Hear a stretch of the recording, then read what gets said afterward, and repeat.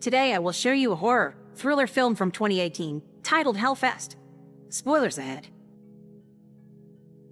A traveling horror theme park called Hellfest has arrived at Orange Grove, and hundreds of people have paid to enjoy a very frightening experience. Tonight, 3 friends are entering a haunted house, and one of them gets separated from the group when encountering a dead end. She begins searching for an exit, unaware that one of the figures among the decorations isn't actually a doll. The other follows the girl into another dead end, and when she turns around, she recognizes him as the man that has been following her all night. She still believes he is part of the attraction until the other comes closer and stabs her. To hide what he's done, he hangs the body from the ceiling to make it blend in with the props, and it won't be found by the police until 3 days later when it starts to stink.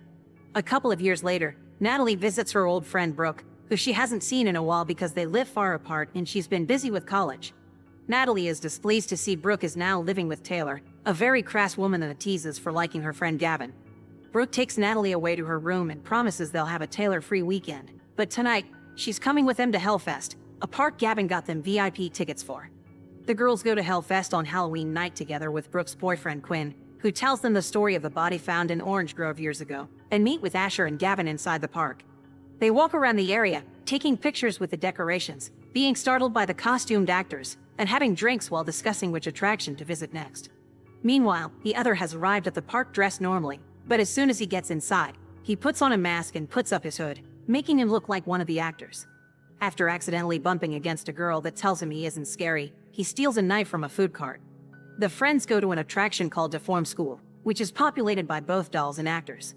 After exploring various creepy rooms and hallways, the girls accidentally get separated from the boys and come across the woman that bumped into the other some moments ago.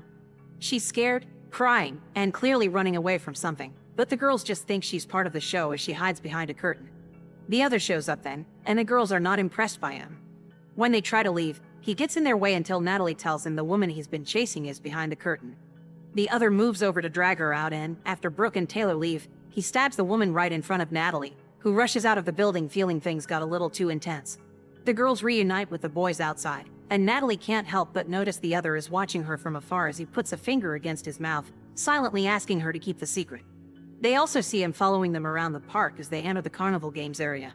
Quinn wins a prize for Brooke, but Gavin doesn't manage to get anything for Natalie no matter how many games he tries, so he ends up buying her a pretzel. The two of them find a photo booth and decide to get their pictures taken, sharing a kiss after failing to agree on a pose. The other has followed them there and takes the chance to steal the photos, but Brooke sees him and goes after him as he leaves. The area he's escaped to is backstage and abandoned, so when Brooke gets there, she starts having second thoughts. Suddenly, Quinn startles her when he appears at her back, and together they go back to the group, who still dismiss the whole ordeal as part of the show. The friends want to go to the Deadlands next, but Gavin stays back, determined to win a toy for Natalie. While the group waits in line to get on a ride that will take them to the next area and signs a waiver that allows actors to touch them, Gavin tries to buy off a prize from one of the game stands, but he's turned down. However, when he sees a man bringing out more prizes, he finds the room where they are stored and gets inside to steal one. After choosing a doll from a locker, he closes the door and comes face to face with the other, who makes him trip with a mallet and then uses it to smash his head. When the other sees Gavin's phone is getting messages from Natalie, he uses Gavin's finger to unlock it and replies pretending to be him. When the time comes to get on the ride, Taylor and Asher get on one car, and Brooke and Quinn get on another, leaving Natalie to ride alone. While the couples make out and are jumped by various decorations, Natalie's car stops right before the power goes out. A red light suddenly starts flashing and Natalie sees the other approaching her. She wants to escape, but the safety bar is stuck. Meanwhile, the couples have finished the ride and are waiting outside, hearing Natalie's screams. When her car finally comes out, the other is sitting on the hood. As more men wearing the same clothes and masks come out, it is revealed that this isn't the other after all, but a group of actors whose act is to get the car of single people stuck on purpose to provide a fellow rider. The group continues to make their way around the park, stopping by a body prop that Asher dares to put his hand into. Taylor is suddenly taken away by one of the actors, but they find her again seconds later, having enjoyed the scare. Afterward, a group of creepy children appears to take them to the Deadlands by hand, going through a hallway filled with smoke and masked men. This time, the actual other is watching as well. They split again to enter 2 different mazes. The girls enter one with a terrifying laboratory and are chased by a crazy surgeon. The boys find a house replica filled with lifeless addicts and an old train that causes them to separate. As the other enters the maze as well and steals a syringe, the girls arrive at a hallway that they must cross while hands sticking out of walls try to touch them. Taylor and Brooke run off and the door closes behind them, so when Natalie runs after them, she takes a different path. She enters a room filled with bones and body parts, and while searching for a way out, a fake mirror lights up on the wall and the other appears behind it, hitting the glass with his fist. Thankfully, Natalie finds the exit just in time to leave the building and reunites with the girls and Quinn, who still think Natalie only saw an actor.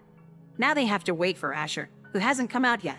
He's still inside, lost in the maze, and the other takes this chance to catch him alone and kill him by inserting the syringe in his eye. While waiting, the group is approached by a monster actor that pukes on Natalie's clothes, so she goes with Brooke to the bathroom to wash. The girls talk about how much they miss each other and agree to go on a trip to Spain soon. After Brooke leaves, Natalie puts her head under the hand dryer to take care of her hair, so she doesn't see or hear the other coming closer and almost touching her. Afterward, she enters a stall to relieve herself while texting Gavin, and something curious happens. Every time she sends a text, she hears the ping coming from another stall. When she's about to leave, she sees the other's boots under the door as he starts shaking it to get inside. Natalie tries to call 911, but she has no signal, so she slides under the stall wall to enter a different one. For a second she thinks she's made it, but a hand appears above her head and grabs her hair. She struggles against it until she frees herself and runs out of the bathroom to find Brooke. Together the girls bring a security guard to the stalls, but he says there's nothing he can do if Natalie wasn't actually hurt and can't identify the guy. Brooke finds Natalie's photo booth pictures on the floor and she says the other has Gavin's phone, but the guard says it must be all a prank and he can't arrest anyone for doing their jobs. The girls reunite with Quinn in front of a stage. They want to leave, but they have no idea where Asher is and Taylor has volunteered for the show that is about to start. A host appears on the stage and after hearing Taylor has been a naughty girl, he decides she must pay for her transgressions with her head, so an executioner ties her to a guillotine. Natalie notices the executioner's shoes and realizes he's the other in disguise, but when she attempts to stop the show, security gets in her way. The guillotine blade falls and cuts Taylor's head off, which the host picks up and shows the public, but it's just a fake. This reveal helps Natalie calm down, unaware of what's happening behind the curtains when they close. The other, instead of freeing Taylor, binds her tighter and puts her head under the blade before letting it fall on her neck. It only leaves a thin cut though, so the other double-checks the cutting edge before trying again. This time, Taylor manages to undo the bindings and run away. The group tries to tell a guard that two of their friends are missing, but he just thinks they're getting drunk somewhere in the park. They suddenly see Taylor running by and asking for help, so they follow her and find her being stabbed by the other. When Quinn tries to stop him, he gets stabbed as well. The public finally catches on to the fact this is real and starts fleeing in panic, including Brooke and Natalie, who are now being chased by the other while the guards capture the wrong guy. In an attempt to hide from the other, the girls enter yet another maze. This one has been decorated to simulate hell. The other follows them inside and retrieves an axe from one of the prop bodies. Then he closes the door to the entrance and breaks off the handle. Meanwhile, Natalie and Brooke are constantly jumped on by the attraction's traps, delaying their escape until Natalie notices there are sensors on the floor that activate them. Now they know where to step to avoid putting attention on themselves. They sneak into a different room and hide in a closet, where they try to use their phones to ask for help, but there's no reception there. The other walks by and the girls see his feet through the door gap, but he doesn't know they are there. After waiting a few seconds to be sure he is gone, the girls leave the closet and run back to the entrance, only to find the door stuck. They only have one choice left. They'll have to go through the whole maze. As they continue to avoid the sensors on the floor, they find a room filled with weapons, but they're all fake. In order to defend themselves, they grab two unlighted torches before going back the way they come, where they see the closet they left open is now closed. They walk very carefully in front of it, thinking the other is going to come out from it, but they make it through without trouble. After crossing various other spooky rooms, they arrive at one filled with dolls of all sizes, among which the other hides. As soon as the girls turn around, he jumps on them and attacks them with the axe, only managing to hurt Brooke on the leg because Natalie sees him just in time and hits him with the torch. She grabs Brooke and helps her run out of the room, and after crossing a hallway, they reach an area they believe to be a dead end. They decide to hide in there by pretending to be part of the masked props.